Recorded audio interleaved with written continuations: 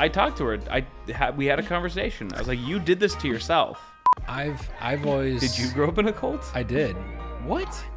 I took some Xanax and went to Walmart. It's like blah blah blah blah blah. Hitler. Blah blah blah Hitler.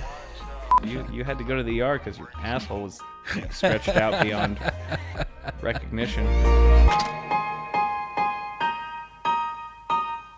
Welcome to a very special episode of Super Special. That might be a little redundant sounding, but it is in fact special because it is a hurricane in California, and that is special. As you can see, there are occasionally water drops coming from the ceiling, and that's just part of the flavor, the underlying the flavor and vibe of this episode. Yeah, we're not prepared for this at all because we're just not used to having hurricanes here in Southern California. But you can see that there's a cup right here on this PC that is currently catching some drip from one of the vents. It's actually the AC vents that have been dripping the most. Oddly which enough, is weird. We've got another catch right here that's dropping actually in two areas. So it's mayhem. And actually, I waited until this very moment to tell you this, but I was already aware of this leak by the time you got here. So moments before you walked in the door earlier tonight, I came in to see this leak right here that's catching these drops. Big puddle. It was landing directly on top of a system I had just built. It was the PC of the month for the Bitwit YouTube channel that I run on the side, and it was covered in water. Luckily, the system was off when it occurred. Yeah. But just look through this and swipe left.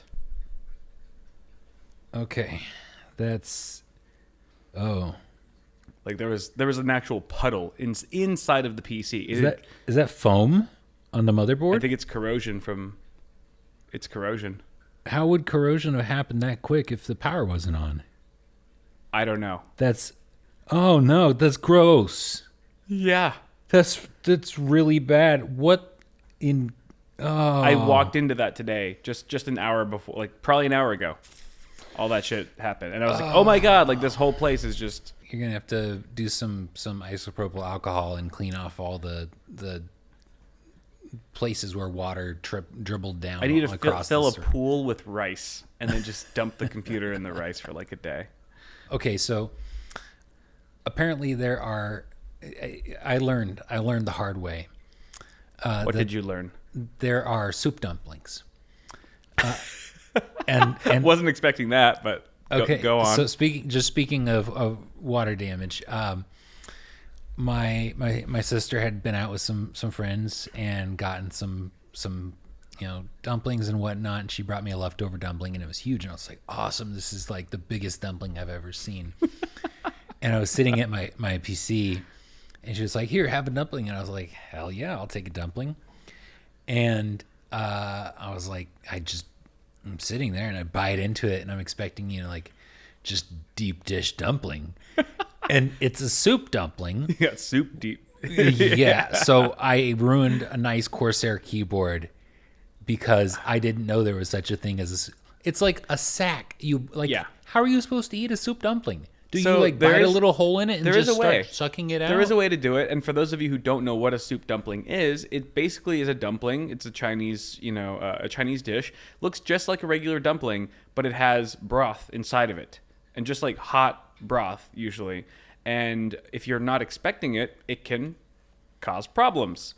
But the proper way that, or at least I should rather say, the way that I eat soup dumplings is I'll poke a hole in it with my chops, because you got chopsticks usually. Yeah. You poke a hole into the dumpling so that and you put the dumpling in your spoon. And usually they have those big soup spoons. Yeah. So it'll fit properly. You poke a hole and you allow some of the broth to come out. And then you start sipping on it? So that, you don't necessarily have to do that. You can just take the whole bite, but what that does is it punctures it so there's no pressure, there's no the explosion's already happened. Okay, so in my case, I just bit into it and exploded all over my keyboard. Yeah, exactly. Your teeth did the job that the chopstick is supposed to do. That led to catastrophic. And I worked hard to salvage results. That keyboard. I took like 99.9% pure rubbing isopropyl alcohol on the keyboard. Like rinsed it out, flushed it out. Did that help? It was still dead. Really? The whole thing was dead. It was just dead. Damn. Yeah. Was it like a nice Corsair It was like a keyboard too, $300 right? Corsair keyboard. Jesus. Yeah. Shit. And I was very unhappy about that. Did you get mad at your sister for it? Like, why didn't you tell me that this had levels? Why? I This should have come with a disclaimer that you should have warned me. yeah, you know, Or maybe she just expected you to be more cultured than you are. Like he knows what a soup dumpling. He knows a soup dumpling when he sees one, and you're like, no, I don't. I didn't even know these things existed. I try to not get mad at her because that doesn't really lead anywhere productive typically. He didn't make her buy you a new keyboard. I was pretty peeved. No, it's not like ultimately it was her fault. You were just mad at the situation. I was mad at the situation. Sure. And I've inherited this trait from my dad where anytime electronics are not like acting the way that they're supposed to be, it just makes you rage. So that is a dad characteristic for sure. And I got that from him. So I was like very upset. And that's why I don't buy super expensive keyboards anymore. Yeah. 'Cause I spill on them too sometimes. That's how I feel about sunglasses. Like I won't spend a whole lot of money on sunglasses because I'll either scratch them up or I'll lose them. I miss sunglasses. You miss them Yeah, like I have because a couple you can't pairs. wear them? Yeah, not really. Like I don't have any contacts right now, so Right. I have a couple of pairs of nice sunglasses that I haven't worn in years. Yeah. Are they nice? Like Yeah, spend a good chunk on them? spent a good chunk. One of them I've literally never worn. Yeah. And do they have? So they don't have any scratches on them. They're No. pristine. Yeah. And I guess I'm just saving him for one day when I'm ready to wear sunglasses again. Yeah. Yeah. I mean that's. I guess yeah. You have those in the bag. I feel like buying a pair of sunglasses, like something really nice, and caring too much about. Like I buy things and I understand that I'm gonna wreck this. You know. Yeah. Why am I walking on eggshells? I'm not really fully getting my money's worth out of Yeah. this item if I'm not really going to use it to its fullest. I- It's kind of like when you go to like an Asian person's place and they have like a $5,000 couch, but it's like laminated in like saran wrap. That's not only an Asian thing. Okay, is it not? Is it really not? No. If you go to grandma's house, the couch is covered in like a plastic, Really? cover. Oh, and damn. your thighs stick to it. And That's because she had an Asian friend back in the day. She got that. She got that from someone. I think it's that's just older people who get through the period of having children who will ruin anything that is nice, and then they finally get to the period of their life where they can have nice stuff and they want to keep it nice. Yeah. And they're like, I'm not making that mistake again. If there's children coming near my couch, it is childproof. Yeah. I don't care that it's less comfortable for them. Right. It's my couch. I want it nice. Yeah. No, I feel that. I feel that. I don't want stains and stuff on it. Yeah, because like you've been in my house many times. You spend the night sometimes, and it's like half the house is empty right now. Like there's like literally half the square footage. There's zero furniture. There's nothing in the house right now, and I'm keeping it that way until both of my cats die. Like trust me, bro. Trust me, bro. Once they die, I will be a complete wreck. I will be the saddest person on earth. I will cry for days straight. I'll need a lot of emotional support, but I'll finally be able to buy furniture. Yes. Yeah. And that'll be great. That'll be great. I get it. Yeah. I mean, it's a double-edged sword, cats. I mean, Yeah.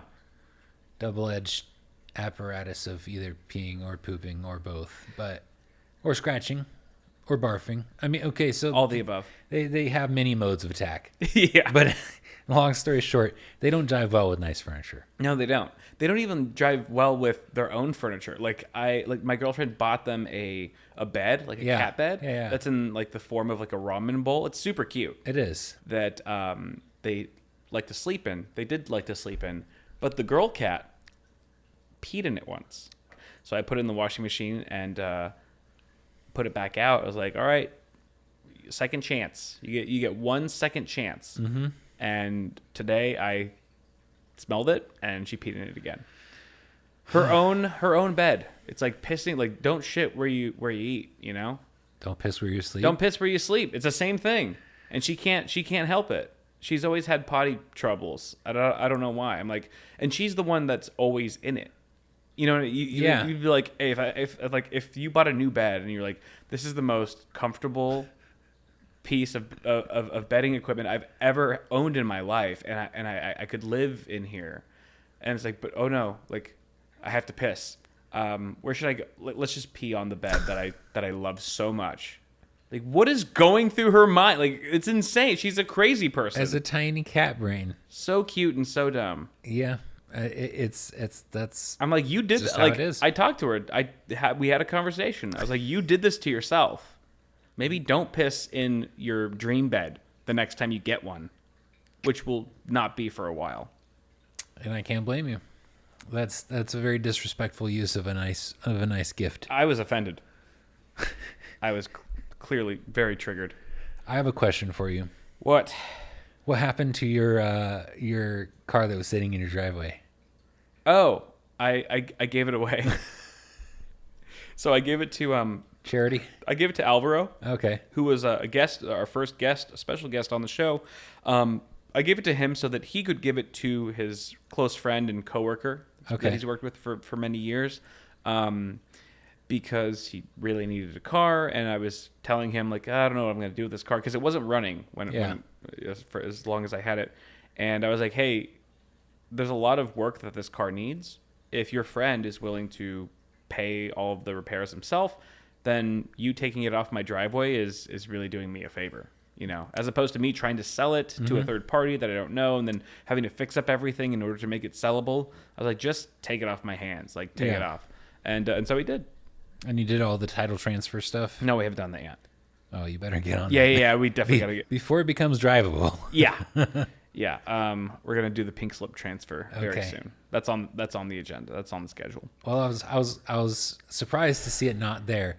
So it made me curious. What happened to all the stuff that was in it? Did it just get shoved in the corners? You didn't notice how disastrous this place is? I suspected. I pushed everything that was, because that truck was loaded with PC hardware and just random crap that I had accumulated.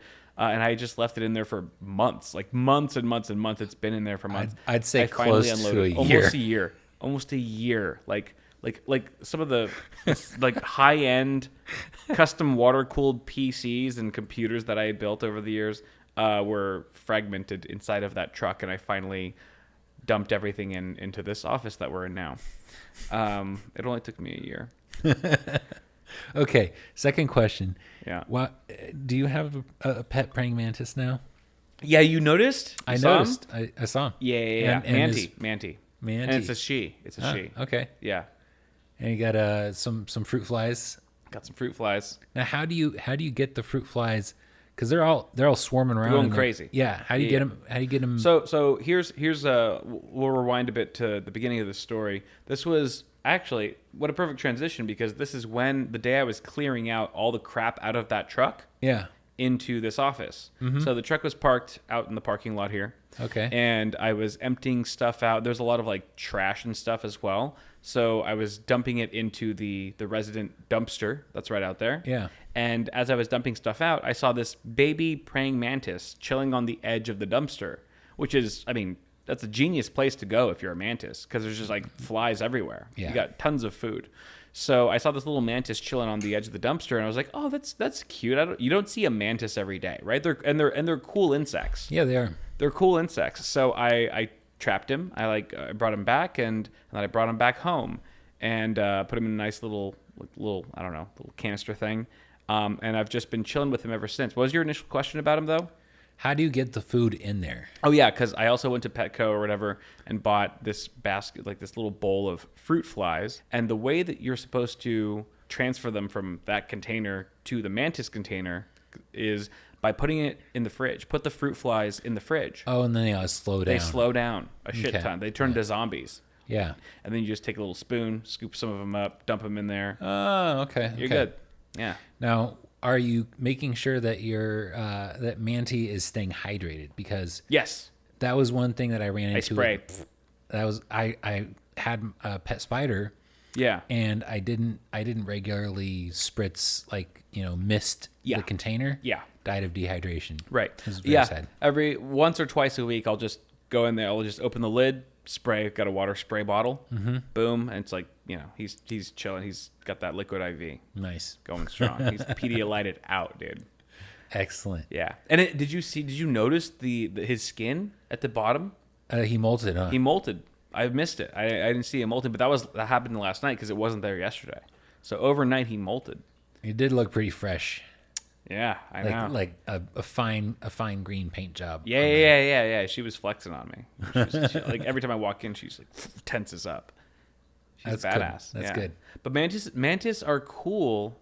What's the plural of mantis? Is it just mantis? I think it might be manti, but is it really manti? I don't I've know. never heard that. There's but there's I don't this know. whole there's a encyclopedia of like what is the plural of the plural? a group of this type of Yeah, animal. yeah. I don't know what it is for Mantis. praying So mantis. yeah. So, where was I going? What was I going to say? Multiples Multiples of mantis. mantis. Where was that? no. Where was that coming from? I was gonna say something about the mantis. Oh no! I was just saying like mantis are so interesting because they seem to have like human features, like very subtle human features. Mm-hmm. For example, a mantis can articulate its head. Yeah. It can move its head. So it's like as you move your finger around it, it'll like turn and look at it. Track you. It'll track you with its head, not just with its eyes. Like a fly doesn't do that. A Right. fly is just like you don't know where it's looking. But like it's looking everywhere. it's looking everywhere all the time, which it But- needs to be. But mantises are too. Right, they are. But they they will- have certain features that seem a bit more, I guess, relatable to a human. Yeah. That it just makes you, and they're very smart. They're very smart insects as far as insects go. I'm excited for it to be grown enough to take on crickets. So crickets are supposed to be the last thing you feed a mantis because apparently there's a lot of bacteria in crickets Okay. that there's a 50-50 chance that they will die if they eat a cricket. Oh. I only know this because the second I caught manti, I immediately went on YouTube and started looking up mantis videos. And there's like a bunch of weird people on YouTube that are like obsessed about mantis, like anything else. Yes. And I was like, oh, like don't feed your mantis crickets. It should only be flies or fruit flies or this breed of whatever insect. So that's basically like what I did. I looked up a bunch of info and became this very, haphazard mantis expert overnight. Now you have a pet mantis. And I have a pet mantis. Pretty dope. Pretty cool. Yeah, I can't get like a pet bird because No. like the cats would destroy it instantly. And it was free. It was a rescue. You didn't It was a you rescue. didn't go to Petco and buy a mantis. You got Right. Yeah. dumpster mantis. Yeah, it was a stray. It was a stray. That mantis was definitely a stray. I looked to see if it was chipped. It's like, does he have a collar? No collar. Free mantis. You're Free- coming home with me. All right, we've got some questions. You guys asked us anything you wanted in the Discord. I literally said, nothing is off limits. Ask us whatever you like. And so we'll start with Osterminator.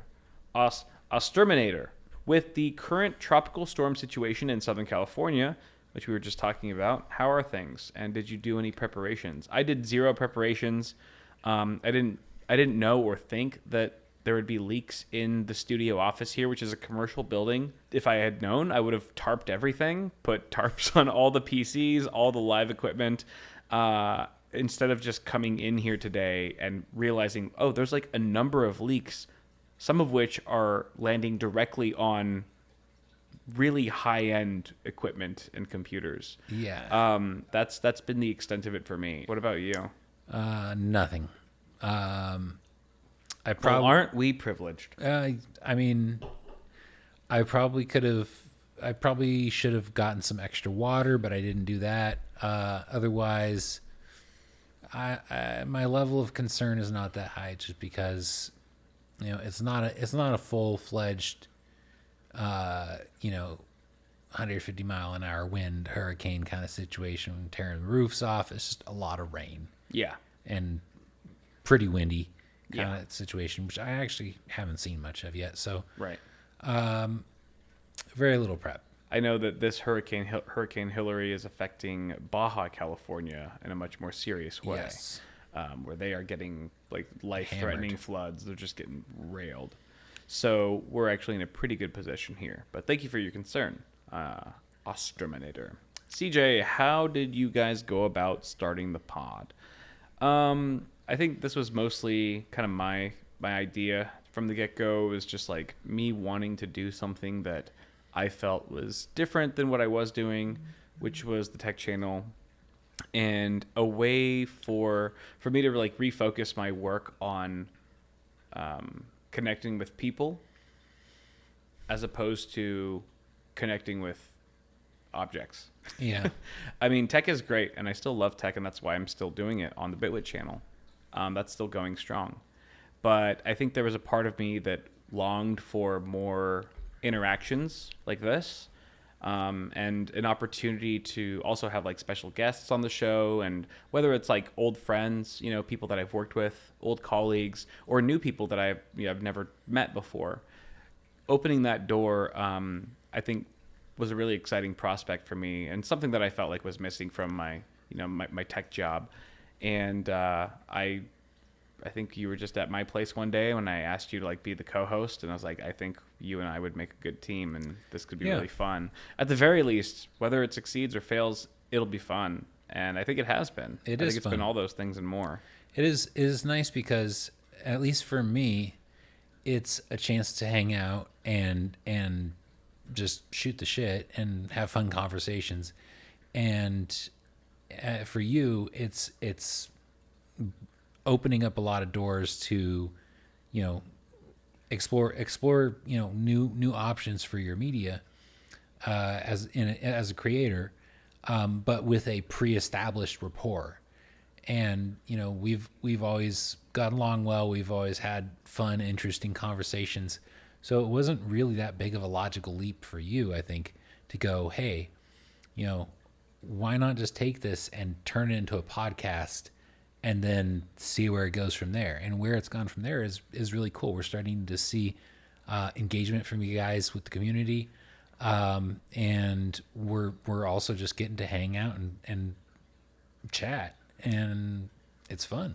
I think what sort of incepted the idea from the get-go was just when you and I were living together on a more full-time basis. Yeah. We would just be up late all night, just chilling, having some drinks, and just talking, and just the conversation would just be flowing, and it was great because like we got to know each other, I think, on a deeper level as friends. Yeah. That you just don't get to, even with your closest friends. It's different when you're living with them than it is when you're not. And I always felt like our conversations were whether they were deep and meaningful or just talking about like, I don't know, your preferences on toast or whatever the fuck it was. I was just like, dude, I feel like the dynamic between us is strong enough to potentially create a show around it, you know? And that's the cool thing about the internet, like living in the internet age, is that, you know, if you can monetize whatever you want. So even if that's a conversation between friends, you can monetize that now. The cool part to me is like, to me, this is just us having normal conversations, except people are actually interested in hearing them. Right. And it's just fascinating in its own right. Yeah, it really is. Yeah. And hopefully, I just want to reiterate, maybe iterate, because I don't know if there's a re involved. I am not a lawyer. I am not qualified to give medical advice. Always consult a professional before taking any of my advice and taking action on it. I like to talk like I know what I'm talking about, but I'm also very good at sounding like I know what I'm talking about when I in fact don't. Yeah. So, sure. And I will say I that's something that I practiced in a way where I'll troll people, especially friends, by making up completely farcical, fabricated things. Like, you know, did you know that a chipmunk always eats 30% of its babies? Is that true? It is. But see, like, even if it was It's false, not true. It's not true. Okay, so yeah, but just the fact that you said it with such confidence, like confidence will get you anywhere in life. it's weird. Even if how you have that no works. idea what you're doing, Yeah. if you can say it in such a way that, I was talking about this with Josh the other day, where it's like people who sneak into places, like as a security guard or whatever. If you just pretend that you are supposed to be there, if you pretend that you're supposed to be there, no one questions you. Like you can probably go into a restaurant and go back into the kitchen, and you have this realm of like this aura of confidence. If you have a clipboard and a thermometer, and no one's going to question you. Yeah. No one's going to question you. but that is something that I'm not as much these days, but I used to have a lot of fun with, is just making up complete BS, and then waiting until I got the buy-in. Like, yes, they believe it, Yeah. and be like, actually, that's a total lie. I made that up. Yeah. And It's a I good just troll. found it It's a good troll. It's entertaining. You can do a lot with a false sense of confidence, like Hitler. I don't know. How did we get to Hitler already? That was That a might have stretch. been that might have been a jump. Might have been a bit of a jump. Let's move on to our next question. Can you share this the updated document with me? Yeah. Fucking Poe's law, like out of nowhere, just like blah blah blah blah blah. Hitler. Oh, Hitler. Adrisis. How do you stay motivated and positive when your mental health is shit? First of all, I feel attacked by that question because how did you know? I think this is a good question though. Like, how do you stay motivated and positive? I feel like there's a lot of different ways. I feel like one way that I stay mentally healthy, and this is just a small thing, but staying physically active, trying to hike, trying to exercise when I can. It's therapeutic in a way. It calms your mind because for that hour that you're running or that you're working out, you're not focused. It's almost meditative in a way. You're less reactive to certain things throughout the day after you've done a good workout. There's so many different possibilities though. What works for you, Ian? There's always the classic fake it till you make it. That's your mileage may vary. But I would say one of the things when your mental health is suffering, is very often you will withdraw from people socially. And at least in my experience, one of the best things for staying motivated and positive is making the effort to engage with people socially who are uplifting, who don't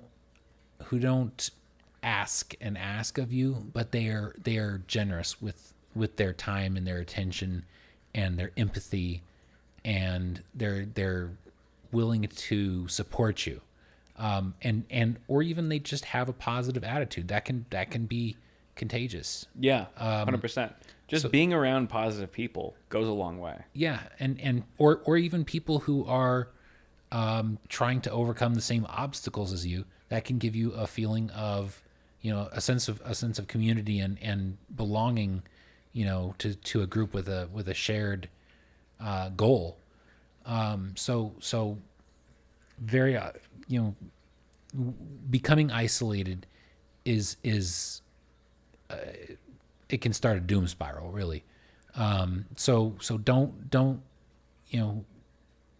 drop your friendships. Don't just stay in your room all the time.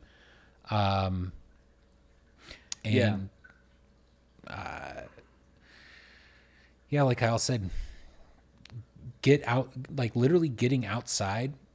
I would advocate for getting outside and just going for a walk. If you're not up to a hike, go for a walk. Get out in the sun, get some vitamin D. There's a very substantial correlation, and I understand the distinction between correlation and causation, but there's a very strong correlation between your levels of vitamin D and mood in general, for one thing.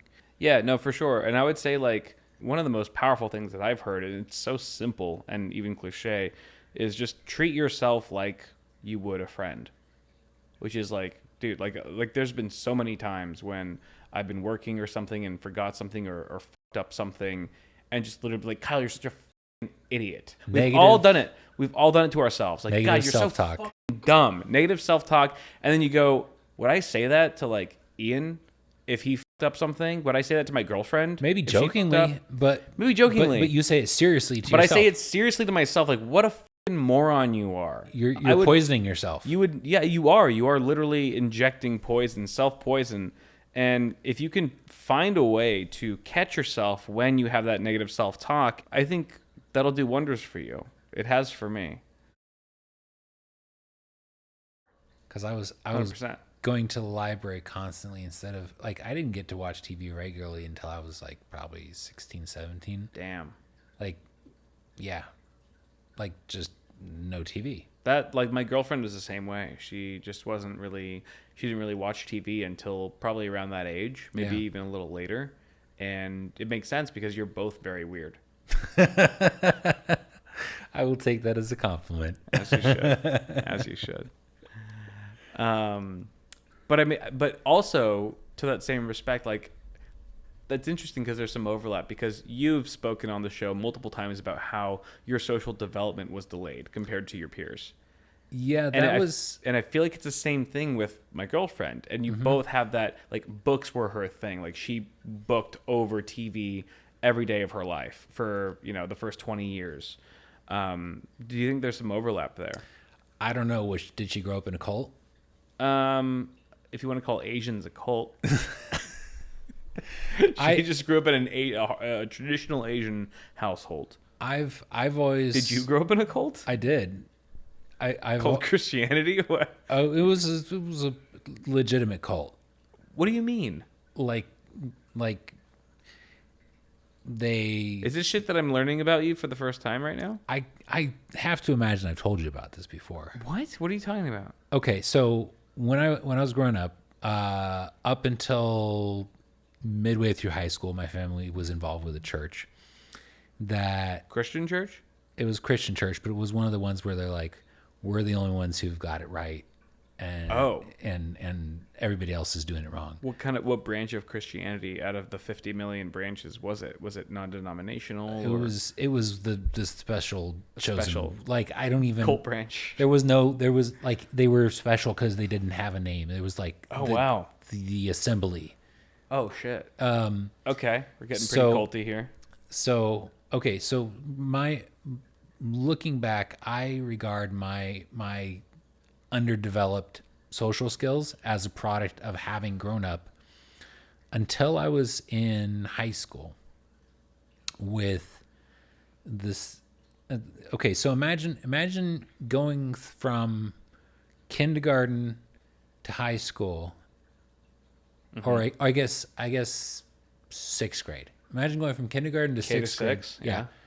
And the only kids that you have to interact with are like 3 or 4 boys your age in your grade level, and then a bunch of like 16 girls. And not only that, but the same group of kids you go to school with are the same ones that you go to church with, and you don't really interact with other kids of your age outside of those circles. That was you? Yeah. Really? Yeah. Till 6th grade? Yeah. No way. Mm-hmm. What?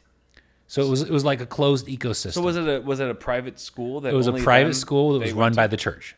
What? Yeah. Dude, I had no idea. No wonder you're fucked up. Yeah. Jesus. So as you know, seventh and eighth grade Yeah. are a rough time for anybody. Yeah. Let alone. So for me, going into 7th and 8th grade, I had such underdeveloped social skills. Right. Because 7th and 8th is like junior high. Junior high, where the hormones start going crazy. That's the formation years, like very formative years where Yeah. there's a lot of transition between kind of toddler, child, and young adult, Right. for sure. So up until 6th grade, I basically had very, very little interaction with anybody but a select group Wow. of people my age or adults. Yeah. but it was always the same people. Like no matter where I went, it was the same group of people. You were in a very small bubble. Yes. A very tiny bubble. Yes.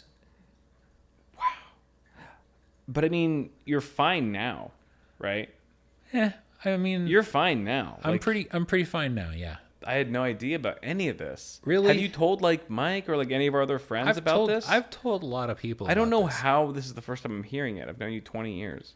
Dude. So at some point in high school, so here's the thing. Cults do this thing where they isolate you. They make you sever your connections with people who are not associated. Because they have more control over you. Right. Single influence. Exactly. So my parents, I don't blame them. They were doing the best that they could. They thought that was the right path and the best Right. path for you and everyone. And to their credit, when I was in high school, they found out the true nature of what that organization was. There was leaks, there were whistleblowers essentially. And as soon as that came out, they were like, okay, we're out. And so they did have some sense about them. Oh in yeah, the end. yeah. And so as soon as they saw the abusive, like they immediately recognized, okay, Something off. perspective Something's change. off. This is an abusive, unhealthy environment. What was We're going out. on? Do you even know like the details of like what that church, the cult was There were doing? there were a lot of the leader, like the people in leadership, being abusive with their authority. Like all the tithe money was going to the top dog. Yeah. He was one of his sons was like a leader in another church out somewhere else, Right. and was like beating his wife. Jesus. And that got covered up and swept under the rug. Good on your parents for recognizing bullshit and Yeah. like getting out of that situation ASAP, because I feel like with religious cults they can be especially hard for people to turn their backs on, because once they're brainwashed to a certain degree, turning back on the cult is like turning back on God. Yeah. Right? It's like now you're a sinner, like, oh, you're walking away from this holy place, right? It's like Right. They make you feel like you're committing blasphemy. And to their credit, that was I'm sure it was a struggle for them, but to their credit, they remained, strongly faithful. And They were able to separate God and their beliefs from the people that were trying Yeah. to run that organization. yeah, it's pretty interesting. Yeah. You can look it up on the internet. It's documented. Somebody wrote a book about their experiences in it. I'm not going to name names, but it's out there. It's like, it was a real thing. Jeez, man. Yeah. That's So wild. that's coming back to, that's why I like even into high school, I felt like I pretty much had caught up by like my mid-20s in terms of social development. Okay. And that was mainly just because I was working in retail where I had to deal with people all day, every day. Oh, yeah. That's probably good for you. It was Right. definitely. Because otherwise I would be still very socially Inept. maladapted, Sure. underdeveloped, whatever you want to call it. All right. The next question is from Fuzzy Gecko. Is there a time you did something so out of character where most people that know you wouldn't believe it? Oh, that's interesting. I got one. I don't think I've shared this story on the pod before.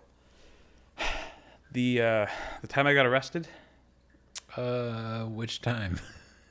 I've only been arrested once, you asshole. What kind of bullshit question is that? I think you did share that one. That was the one with the car and the plants and the whatnot. No, I didn't get arrested that time. Oh, you didn't. That's right. Did I even share that story on the pod? I don't think I did. Okay, when did you get arrested? Okay, the time I got arrested, so this was back in college. I think it was maybe my junior year, and it was probably the worst year of my life, just because I was doing lots of drugs and I was hanging out with the wrong people, some really bad influences that were my core circle at the time. And I was just lost and confused and apathetic about life, and just lost overall. And I remember being home and bored. I was home alone. My parents weren't around, and I took some Xanax, which was a poison of choice at the time. And whenever I took Xanax, I became a klepto. I became a You're not the only one I kleptomaniac. know of. Yeah, no. Yeah, we won't name any names, but it wasn't a super unique occurrence. But I took some Xanax and went to Walmart, the local Walmart, and started stealing Xbox 360 games. And I stole like 3 or 4 games or whatever. I would like I had like a little box cutter. I would slice them open and just take the disc out and put it in my hoodie or whatever. And as I was leaving the store, these 2 people leapt out in front of me. It was like this really skinny, gangly guy and this like thicker Asian girl. And the Asian girl was like, "Where do you think you're going? Like, did you forget to pay for something?" And they clearly worked for Walmart. And I was just like, "What?" And I was like, "Shit, I got caught," basically. Yeah. And they basically put me in a holding room in the Walmart, and they waited for the cops to show up. Yeah. And the cop showed up and, put me in the back of his squad car. As I'm in the back of the squad car, I'm talking to the cop. He's just like, why are you stealing stuff? I was like, I was just bored. I don't really have a good reason for it. And he even said, like, you seem like, just after talking to him for like 5 or 6 minutes, he was like, "You seem like a good kid. Like, you seem like a good kid. I don't think you should be involved with this sort of thing." I'm just in a weird spot right now. I'm in a weird place. And it was just like a very cordial, like we were just conversing the whole time to the station. When he's like, "All right, get up there. We're going to take some mug shots and stuff." And took the mug shots, and then they processed me or whatever, and they put me in a cell. I was in a holding cell for a little bit until they transferred me to an actual block cell. I was just there for the night, right? They were like, "We can only hold you for 24 hours or whatever if you want to have someone pick you up afterwards." And I remember just being in there just for one night. It felt like weeks, because you're just staring at the wall. There's nothing to do. You don't have your phone. You're just in this weird spot. And I remember at some point in the middle of the night, they brought in another guy. Like, so I had a cellmate. Yeah. And he just walked in. We didn't even say anything to each other. We just like looked at each other, and we just were like, just gave a nod, like, yep, we fucked up. We're dumb. And then I think I just passed out for a few hours until the morning, and they gave us like a grilled cheese sandwich or something that, probably had someone's jizz in it or something, whatever. It's disgusting. And then I actually had, I think a large part of the reason why I wasn't really scared at the time is because I was like, the police and the authorities, like, they're not nearly as terrifying as my parents. It's like, once my parents find out about this, that's when the real discipline and punishment comes in. Being behind closed bars ain't a thing compared to what my mom's going to do to me when she finds out. Yeah. And I didn't, they're like, "You have one phone call, like in the morning, you have one phone call to call whoever to come pick you up or whatever." And I called our friend. I was like, "Hey dude, I'm in this, Fullerton holding cell. Like, can you come pick me up?" And he's like, "All right." It was like 7 a.m. or whatever. And he comes to pick me up, which is really funny because like a few years later, I bailed him out of jail. I was his ride out of jail. So like we got involved in some shady shit back then, but we were just, we were very degenerate. I feel like I was very degenerate back then and so lost and, I think just confused with a lot of things as you are at that tender age. But it definitely made me rethink, the direction my life was going at the time. Mm-hmm. And I was like, okay, if I continue down this path, things are just going to get worse from here. Yeah. I got to like rein it in a little bit. Yeah. I got to rein it in. I can't let this, spiral out of control. Right. And it was definitely a wake up call. And I feel like whenever I tell that story to people who have known me after that point in my life, they're always very surprised. Like, I wouldn't have taken you for someone who has been arrested or, gone to jail or whatever. So I feel like it was a good learning experience though. Something that I needed to do. It's something that needed to happen. Like now looking back, like I'm grateful that I got caught, because what would have happened if I just always got away with it and just would have taken it 10 steps further? I would have just kept going until it was like too much to manage. Then I might have been doing a year in prison or whatever. You needed to experience the consequences. 100%. Yeah. So, I got out of my system, so to speak, at a younger age. And I was much better after that point. I definitely improved a lot. But I would say that's one that sticks out. What about you? Actually, pretty similar. I was going to Fry's Electronics all the time and stealing knives. This shocks no one. because they had a lot of cool knives, and I was like, I want these knives, and it was just like a little snip on the clamshell packaging and free knife. Yeah. And I had so many, like, they weren't super nice, but they were okay. And I just was like giving them away to people and stuff. You weren't even keeping them. Yeah. You're like Robin Hood, stealing from the rich and giving to the poor. I don't know. I was just having fun with it, I guess. Yeah. And there's a rush. There's a certain rush of like, oh, I just got away with this thing. Right. Know?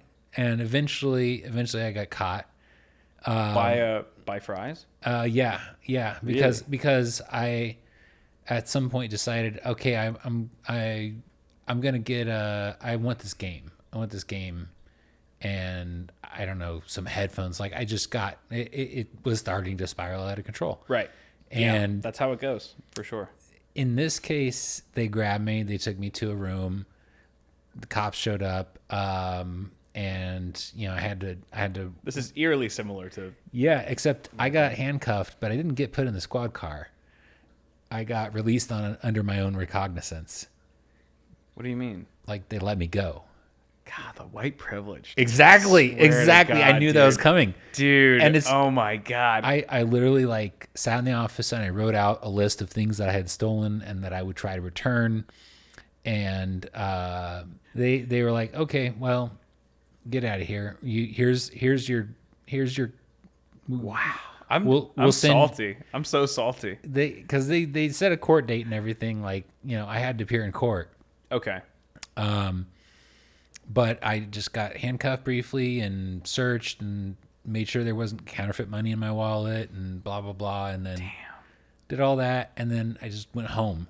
Did your parents find out? It took them a long time, but yes, eventually they did. Same. And they were pissed. Same. My mom like had a letter. It was like, "What the fuck is this?" Yeah. I was like, it was like 3 or 4 months later. Yeah, exactly. But it caught up. So I had to go to court and do a plea bargain to, obviously make the legal system run quicker and make everybody's life easier. And yeah.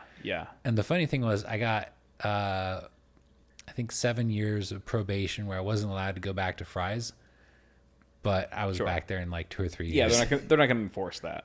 Yeah, like I wasn't stealing anymore. I just liked going there and for sure hanging out and shopping and whatever. Did your parents inflict any kind of punishment on you?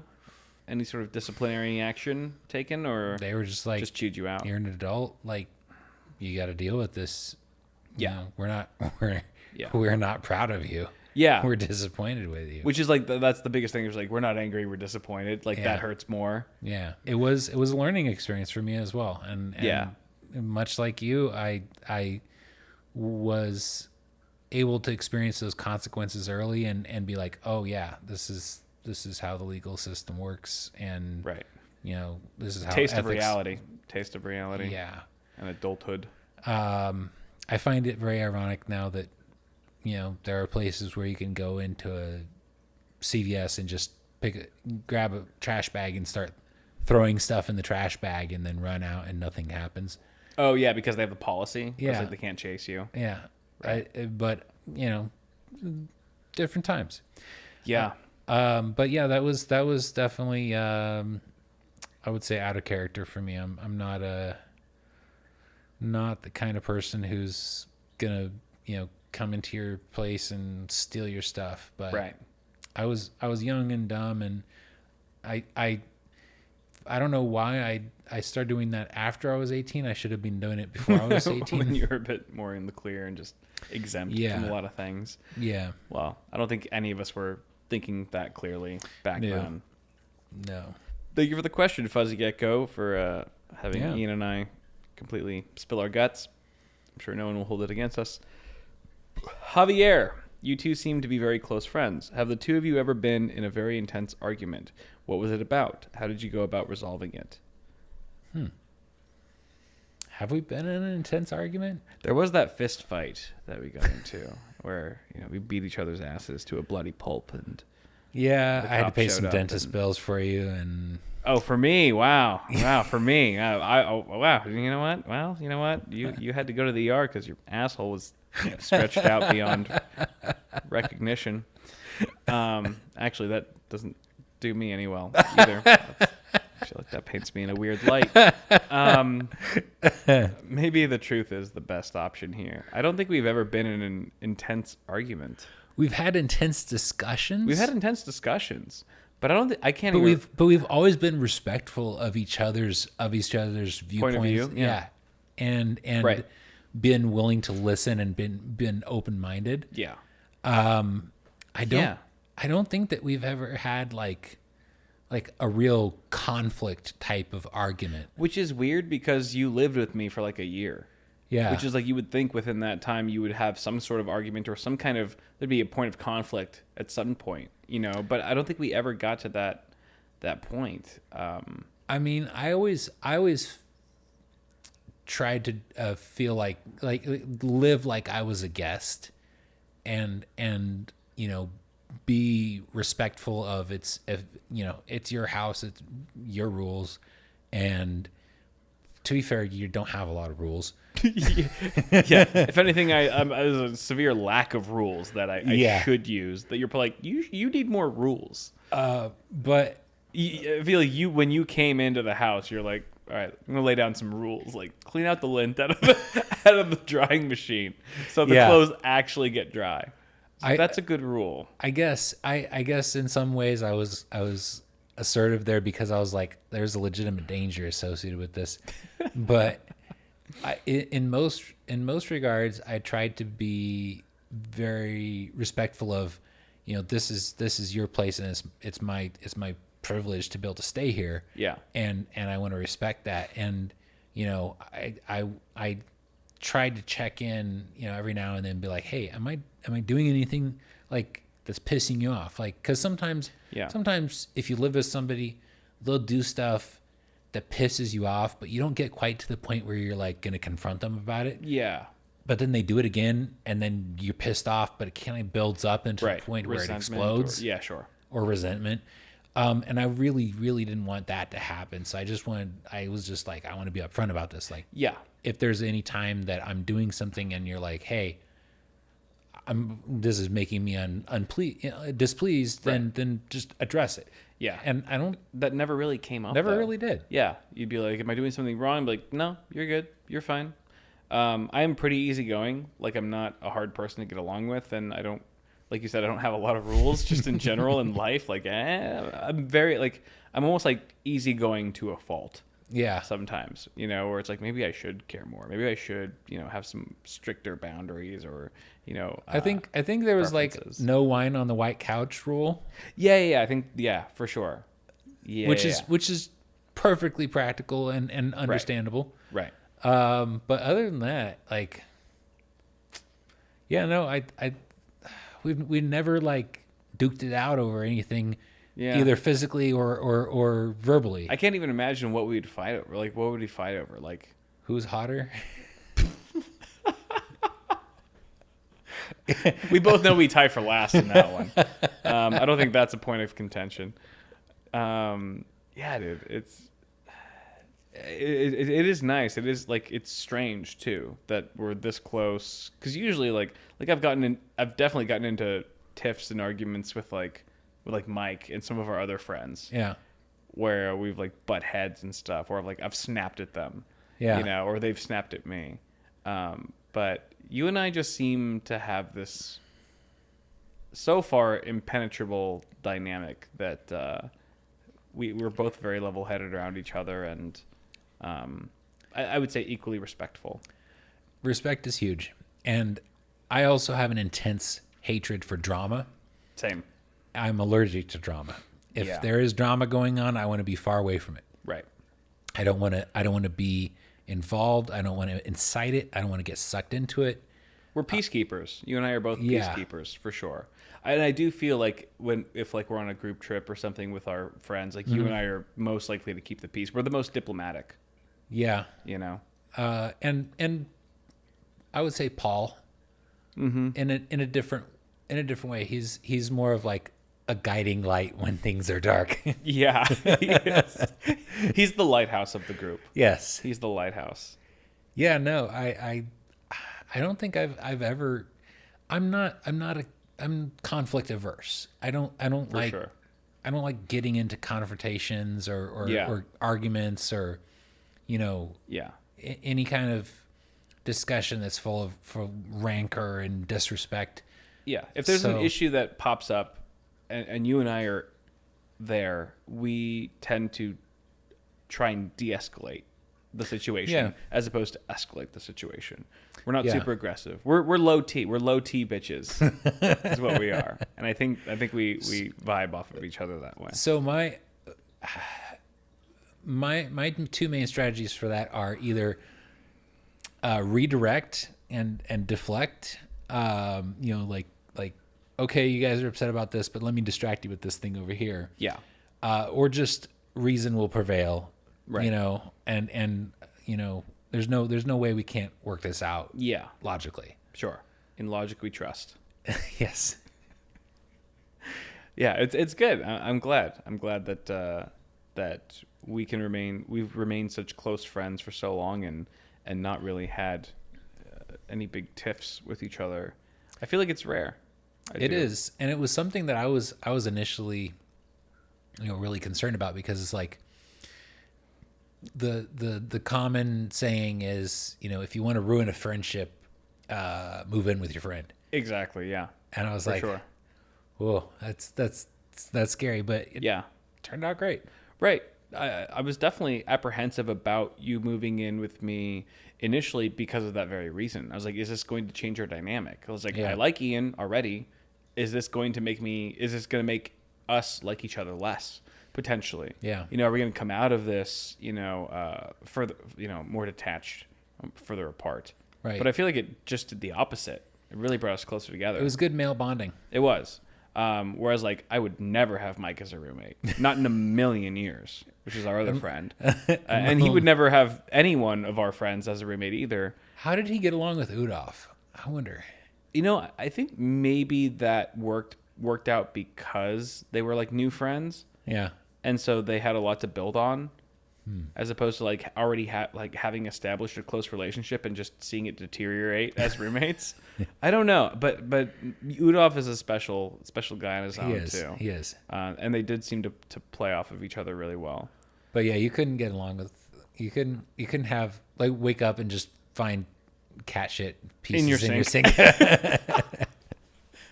That's where I draw the line. If that's a weird place to draw any line. That's the line in the sand. Yeah.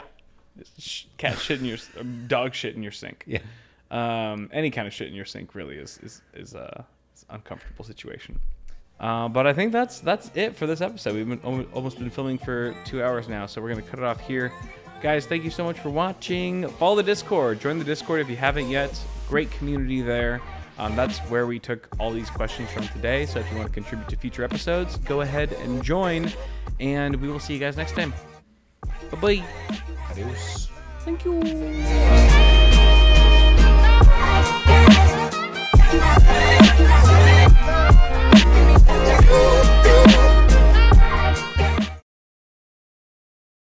If you were stuck in a room, a 7 by 7 foot room, and you couldn't get out for 1 week, what's the one thing you would bring in the room? A bull ride. A bull ride? You know, like one of those Like a mechanical bull? A mechanical bull. You would just hone in on your bull riding skills for a week? Why not?